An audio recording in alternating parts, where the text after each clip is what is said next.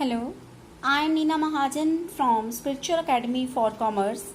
Today I am going to describe the various rules for journalizing. जैसा कि मैंने आपको अपनी पिछली वीडियो में बताया कि बिजनेस की ट्रांजैक्शंस बहुत ज़्यादा होती हैं और ह्यूमन मेमोरी बहुत लिमिटेड होती है. That's why एक ह्यूमन सारी ट्रांजैक्शन को अपने माइंड में नहीं रख सकता, तो बिजनेस को इन ट्रांजैक्शंस को रिकॉर्ड करना पड़ता है. बिजनेस अपनी ट्रांजैक्शंस को जिस बुक में सबसे पहले रिकॉर्ड करता है उस बुक का नाम जर्नल है. तो journal is a book in which the transactions are recorded at the first instance. अगर ट्रांजैक्शंस को पहले इंस्टांस पे सबसे पहले जिस बुक में रिकॉर्ड किया जाता है उस बुक का नाम जर्नल है. तो जर्नल में हम ट्रांजैक्शंस को कैसे रिकॉर्ड करेंगे, हमने ये देखना है कि जर्नल में हम ट्रांजैक्शंस को कैसे रिकॉर्ड करेंगे. In the journal transactions are recorded by following some rules. Journal में ट्रांजैक्शंस को रिकॉर्ड किया जाता है लेकिन कुछ रूल्स को फॉलो करके. These rules are called rules for journalising.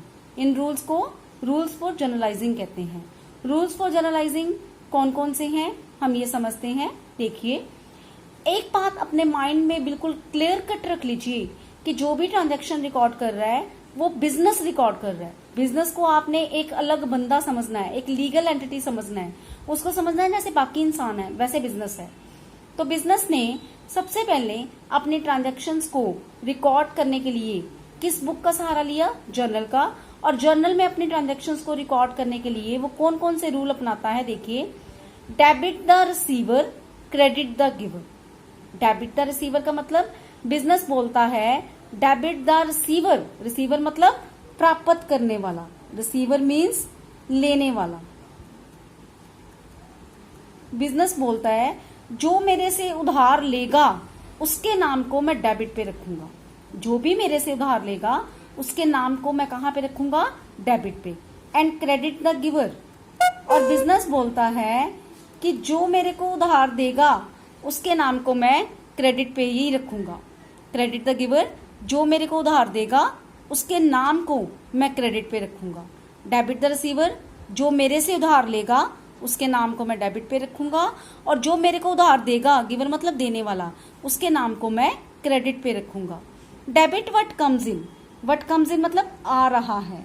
Business बोलता है कि मेरे पास जो भी एसेट आ रही है उस एसेट के नाम को मैं डेबिट पे रखाऊंगा.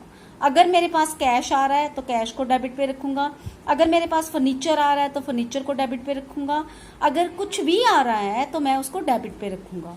Credit what goes out. और बिजनेस बोलता है जो मेरे से जा रहा है, जो चीज भी मेरे से जा रही है, अगर मैं सामान बेच रहा हूं तो मैं गुड्स को क्रेडिट पे रखूंगा क्योंकि वो जा रही हैं. अगर मैं फर्नीचर बेच रहा हूं तो मुझसे फर्नीचर जा रहा है, उसको मैं क्रेडिट पे रखूंगा. And so on. मतलब debit what comes in, credit what goes out.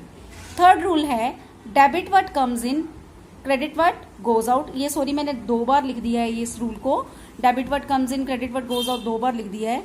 हमारा तीसरा रूल है debit all expenses and losses, credit all income and gains. Business बोलता है कि जो मेरे लिए खर्चे की बात होगी, खर्चा, एक्सपेंस, जो मेरे लिए खर्चे की बात होगी या नुकसान की बात होगी, उस नुकसान के नाम को और खर्चे के नाम को मैं डेबिट पे रखूंगा. बिजनेस कहता है जो भी मेरे लिए खर्चा या नुकसान होगा उसके नाम को मैं डेबिट पे रखूंगा. And credit all incomes and gains. और बिजनेस बोलता है जो भी मेरे लिए फायदे की बात होगी उस फायदे के नाम को मैं क्रेडिट पे रखूंगा.